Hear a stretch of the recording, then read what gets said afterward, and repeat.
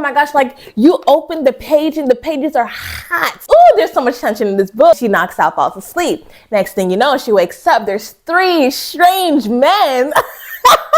Well, my dad loves my ex-girlfriend and my ex-girlfriend loves my dad. What can I say? Like, what?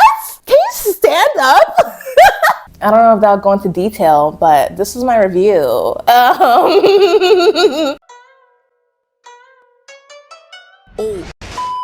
Hello everybody, welcome back to my channel. My name is Ashley and today I'm finally going to be going over all the books I read in 2024. I did my big one last year. My goal last year was to read 12 books. I ended up reading 16 books, which was genuinely the greatest reading year I've ever had. Not just because I read above my goal, but because everything I read was so juicy and I enjoyed a lot more than I disliked. So let me pat myself on the back for picking good reads for myself because wow, that is not that common for me. Before I even go further, please follow me on Goodreads. Follow my Goodreads, y'all. I need more people in the book community to talk to. Oh, and as you can see, we have a new addition to the channel. I got a bookshelf because it's only fitting that all the books I read goes on my glorious bookshelf. Also, this is gonna be part 1. I'm gonna be cutting these videos in half. So in part 2, I'm gonna be revisiting a series that I said I would never ever touch again. Oh my gosh, I'm gonna be talking about Twisted Lies by Anna Huang. I think that's how you say her name. Y'all know how I felt about the first one I read, Twisted Love. So stay tuned for part 2 to see how I feel about this one, Twisted Lies. The first book that I read last year was Stinger by Mia Sheridan. I literally got this book because the cover looked very nice to me. Rated this book a 2.5 stars. Now this book is about Sorry. I don't know why I'm laughing. It's not funny. This book is about an unlikely duo. I like the cheeky circumstances of the main characters, the lawyer girl who's on the straight and narrow, and Carson Stinger. Oh my gosh, I knew someone in Carson in high school. This is so weird. First of all, Carson, I'm not gonna judge the name because there's people named Carson, but like really? Carson Stinger? Anyways, the promiscuous boy, Carson, who lives life as it comes, kind of living la vida loca, if you will. Carson is an overall good, well-rounded male main character. They meet up at this convention at this hotel, not the same convention, obviously. It's like the classic cliche, he kind of rocks her world. She's like, oh my God, I've never been in a situation like this before. Grace, on the other hand, she is also fine, but I just dislike her. I find her very judgmental because Carson already does not like what he does for a living. He already holds some type of shame for his industry and his part in it. And Grace does nothing but take every chance she gets to be like, I can't believe that's what you do for a living. You should really be ashamed of yourself. Like that's what it feels like. She shamed him any chance she got and let him know that she didn't like his career as an adult actor, which is so tone deaf, just in the sense of like, you're getting to know this person. Why would you constantly be rude to them any chance you get? Like, I don't care if she's unfamiliar with that world. Like, girl, he just rocked your world. And then 5 minutes later, you'd be upset that that's what he does for a living. Okay. I said, honestly, it's a fine book. The first half is great. The second half drags for so long. The pacing in the first half is beautiful because all of it happened in the hotel in the span of 3 days because they're both there overnight for their respective conventions. And so like they have that 3 days to bond, get to know each other, fight, argue, make up again. It's so beautiful. And then obviously they can't live in the hotel forever. So they go back to their respective lives and my interest just drops completely. And also there's a bit of like American military propaganda going on in this book. When they each go back to their own lives, he quits his job and he's like, I gotta make something of myself. So what does he do? He joins the army. Now, I'm not upset. I'm actually like not upset about it because for someone who doesn't know what he wants to do with his life, sure, join the military and make something of yourself, learn who you are, be put to the test, all that rah stuff that, you know, America loves to spew. I do think it was very good for him though. It gave him structure, it gave him stability, it gave him a life that he didn't have to be ashamed of. Their paths cross again in like literally the last third of the book. She's the lawyer on a case, he's on some secret undercover mission and they kind of work back together together and get back together. And yeah, this book is not a bad book. It's generally not a bad book. It's just it just kind of fell off for me more than halfway through. I would still recommend it to people who would like something like this. So yeah. The next book that I read was Praise by Cate. This book was interesting to me. This was interesting. Now, this book was on my TBR list for a while before it started going through the rounds on Book Talk. I gave this book a 2.5 stars out of 5, right? So I gave it kind of an average, dead average rating. The book was okay for me for what it was and what it set out to do, right? I don't think this is a bad book. I know a lot of people love it, like go crazy for it. It was okay to me. It was a quick read and I actually really liked the pacing, although I was disappointed that Emerson and Charlie got together at the end of the book. Like, I was disappointed that like they were endgame. Like they were like, all right, we're gonna be a couple now. Because I'm like, huh? I seriously thought that they were going to snap back into reality by the last quarter of the book about their 20-year age difference and the fact that that's his ex's father. And also the fact that they never really hung out or like got to know each other, like become mutual friends or peers, you know, because that's not possible when you're in that kind of age gap relationship. That's just, I don't see it happening. And they never got to know each other on like a deeper level outside of the bedroom. So it's like, you guys are still strangers essentially. So I don't see how their relationship translated into something fruitful in the long term, but whatever. Also, Beau, aka her ex, the neglectful ex-boyfriend, Beau. I love the name Beau, by the way. Beau would not be okay. Like realistically, like I know Beau went through like the phases of being like a bad ex, and then finding out about their relationship and being disgusted by it, but somehow at the end coming to terms with, well, if my dad loves my ex-girlfriend and my ex-girlfriend loves my dad, what can I say? Like, what? Can you stand up? Can you stand up and snap these two back to reality? What's going on? Like realistically, the way Beau's character was written, he would not be okay with that. Charlotte was a cool main character, and I still think she has a lot of unresolved trauma by the end of the book. Emerson, yeah, he needs to find someone his own age. I don't care what taste you have, what preferences. Screw the P word, okay? No more preferences. You need to find someone your own age. That's what you need to do first and foremost. Going 20 years without a relationship and then pursuing his son's 21-year-old girlfriend, ex-girlfriend, is crazy. Like, let's just say it, it's crazy. Unpopular opinion, I think Emerson is a bad father. I do. I don't care if your son Beau is so deplorable and just so unbearable. I don't care. You're a bad father. First of all, he said, and he acknowledged in the book before anything started happening, he said he can't put his own happiness above his son, which is a respectable thing to do. And then he backtracks like 2 chapters later, and it's all over Charlie. I like how the DS relationship dynamic is portrayed in the book. Usually things like that make me cringe, but not in this book. I found the praise to be quite exquisite.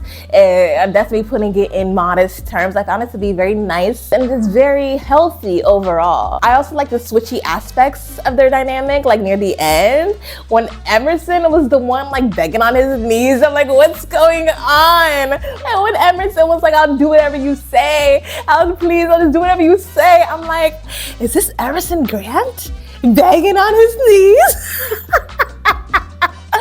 But yeah, I see why the girls go crazy for this book. I see why. Like, I understand why.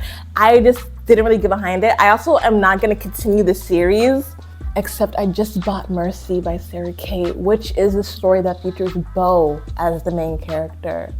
So look forward to that review if it ever comes. Okay, the next review, we're gonna do a little 2-for-1. I read Him and Us by Sarina, Bowen, and Elle Kennedy. Okay, little author duo. I like a lot of Elle Kennedy's books. I've never read anything by Sarina Bowen before, but these books were amazing. It was so cute. So let me get into it. I gave Him a 3.3 out of 5 stars, and I gave Us a 3 out of 5 stars. Now, this is my first BL story that I've ever read. Shout out to Juan for recommending it. This book was such a cute read. It was genuinely such a joy to read. It was such a nice story. I recommend everyone to read both of these books. I genuinely love both main characters, especially Wes. I love the premise and the story structure, them being longtime hockey camp buddies, and then Wes ghosting him after feeling guilty about certain events that happened one certain fateful night.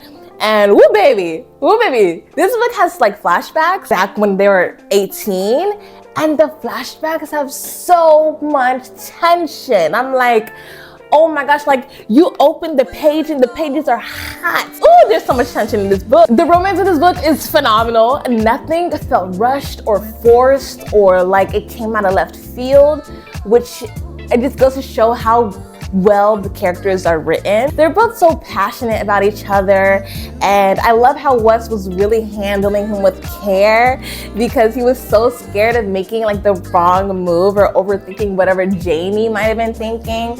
And seeing Jamie be like, no, this is my best friend, but this is also my man. I'm like, ah! It's just so cute. These are the cutest characters I have read in a long time. Like, and even like the third act breakup, which is not really a breakup because they were never really together, but when there was that conflict in the third half, it didn't piss me off. Like like it all kind of felt warranted and justified for the story, you know what I'm saying? And like, you know how amazing that is to have a third act breakup and not have the reader be annoyed by what the foolishness that's going down. If anything, I wouldn't say there was like a miscommunication trope, but it was just like a natural conflict. Major points for Jamie for seeking him out, going all the way to Toronto to lay down how he feels, like straight up, and reassure Wes that his feelings are real and it's not an experiment for him or whatever Wes is like conjuring up in his head. And I just love a man who fights for what he wants, like with his whole heart. On top of that, I'm so proud of Wes. He's also choosing to put Jamie first, and it was so instinctual for him. Like, that's saying, they've been best friends for so long. It was so, and he's also been in love with him for so long. It was so instinctual, and he was like, yeah, Jamie, you're gonna be in my life no matter what. I don't care what the press says, yada, yada, yada. I'm choosing you. Yeah, that's my man. I'm gonna stick beside him. That was this book. I loved it so much. It was so cute. The next book I read immediately after was Us, which is the sequel. I finished this book in one sitting. 5 hours, one sitting, amazing read. Wes being in the NHL, them navigating their relationship. Part of it's like, okay, we gotta keep it on the low. I don't want no one to know, but also part of it is, it really is just a tale of them now living like a domesticated lifestyle almost. And this book goes into some really good themes about like identity, self-worth within like a relationship dynamic. Like, oh, am I doing enough? Am I providing enough? Do I feel like I'm depending on them too much or too little? So yeah, and there's also like some depression representation going on in this book, which I didn't see coming. But I'm like, oh my gosh, this is kind of deep. I mean, I don't want to spoil this. It's funny because the first one I just said whatever, but this one I really don't want to spoil it because I want everyone to read the books. And I feel like in book one, it's like you kind of predict what's going on, but like in book two, I had no predictions, no expectations going forward. I even wondered like, what will book two be about, you know? The next book I read was Just Right by SHON. I don't know how to say her name, but literally one name author. I trust it. I gave it a 3 stars. This is a Goldilocks and the Three Bears retelling. So it's a girl, it's a new town. I think she was like hiking or something, and then boom, my phone's dead, I need to get back to town. She finds this gigantic house in the middle of the woods, breaks in, and is like, you know what? She's just there to charge her phone, get a little quick drink because she's a little hungry. You know, she sees some snacks, eats some snacks. What does she do? She passes out. She gets food coma, she gets the itis, and she knocks out, falls asleep. Next thing you know, she wakes up, there's 3 strange men being like, who is this? I'm pretty sure one of them has a gun to her. Who are you? Why did you break in? What are you doing here? Yada, yada, yada, giving her the 3rd degree. So that's generally the setup of this book. It's literally Goldilocks and the Three Bears, but with a twist. Because not only is it that, it's also a romance book, and it's also a wide choose romance book. And so it's now let me tell you, this year I explored a lot of genres. I'm sorry, I cannot take myself seriously. But this year I explored a lot of genres, and the wide choose genre has me in a chokehold. I was like, why choose genre? I'm like, how come y'all never told me this existed before? I didn't know what I was missing out on. Yeah, and then not only is it why choose, but it's a MMFM romance. So if you want to fill in the letters, what that means, that's what this book is. It was pretty good. This book was so cute. It was so swoon worthy. And I liked all the characters. Like, funnily enough, I liked all of them. It was 30% plot, 70% character focused, and I love books like that because like if you really don't have a plot that needs to be told, just show me the characters. Also, one thing about reading this book is I didn't know every single character is black. Hello? Ain't nobody tell me nothing. The main character is black. I learned that probably like more than halfway through. The more I read, I'm like, wait a minute, he's black? Wait a minute, he's black too? Wait a minute.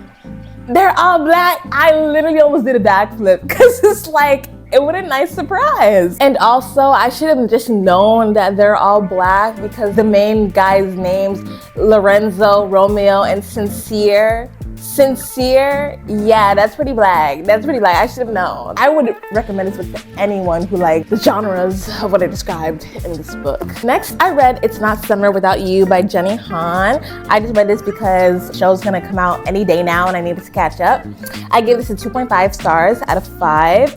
Just like the first book, it was a cute read. It was pretty quick. It's crazy that the pacing is a little bit slow for a book that doesn't have much of a big plot in it. I do like the differences in this book versus the season 2, I believe. Jeremy is a lot less whiny and loser-like in the book, so I appreciate that. And him and Conrad in the book have a respectable brotherly relationship. On the other hand, it's very similar to the show because Jeremy all of a sudden liking Belly out of the blue happens here in literally like a blink of an eye, and I'm just like, okay.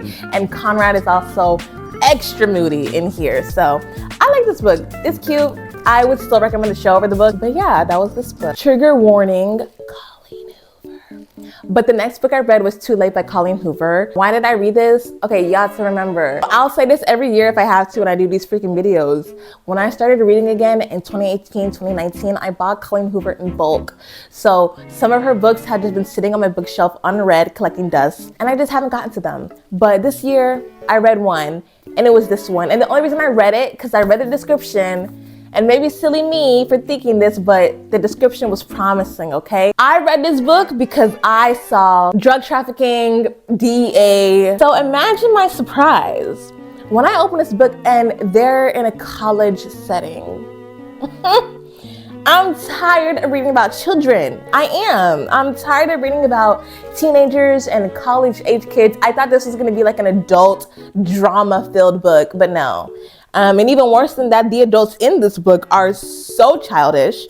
And I'll just get into my review. I gave this book a 1.7 out of 5 stars. And that's me being generous because this book, in my head, had so much potential.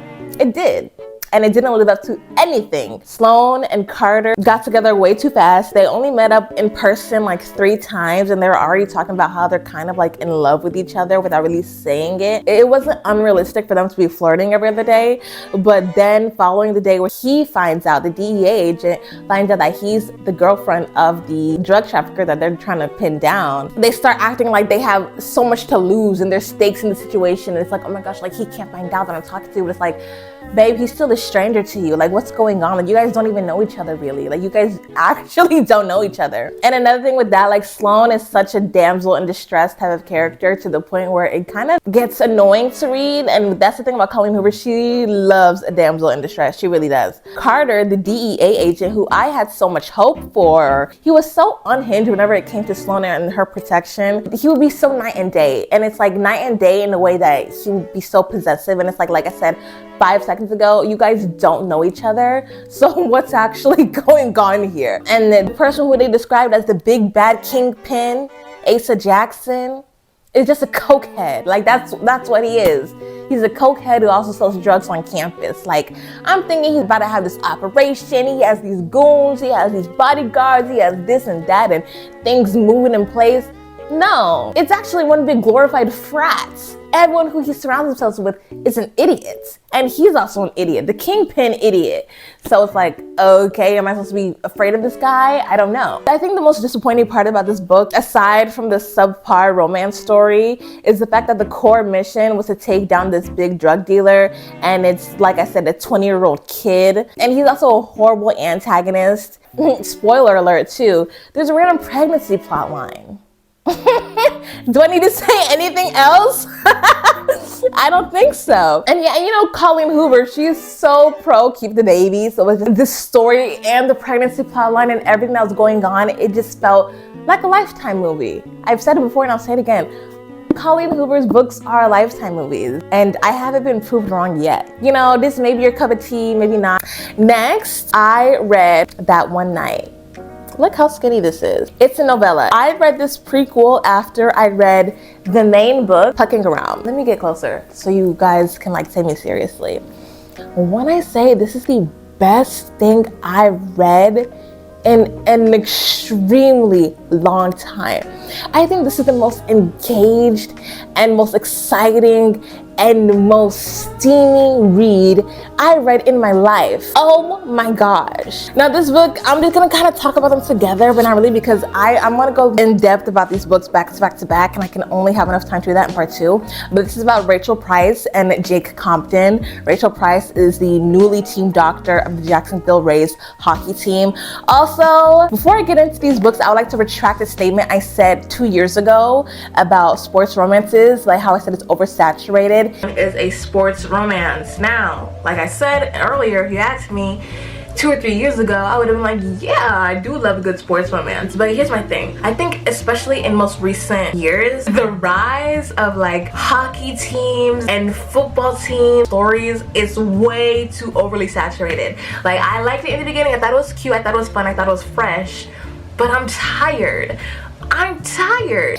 I was wrong. I just wasn't reading the right ones, because these hockey series has me in a chokehold, obviously, as you can tell. This book starts from when Rachel gets her job at the Jacksonville Rays, and she already knows Jake Compton. Now, how does she know Jake Compton? Because they had one fateful night in Seattle, and it's just the origin story about how Jake met Rachel. They met at an airport bar or something, and one thing leads to another, and one thing leads to another, and one thing leads to another, and Jake Compton is the ultimate one of the ultimate like book boyfriends I've ever seen, and he's such like a golden retriever. So yeah, I'll give this little novella a 5 out of 5 stars. I have barely any cons. If I do have cons, I don't remember them because they're not that important. Just pros.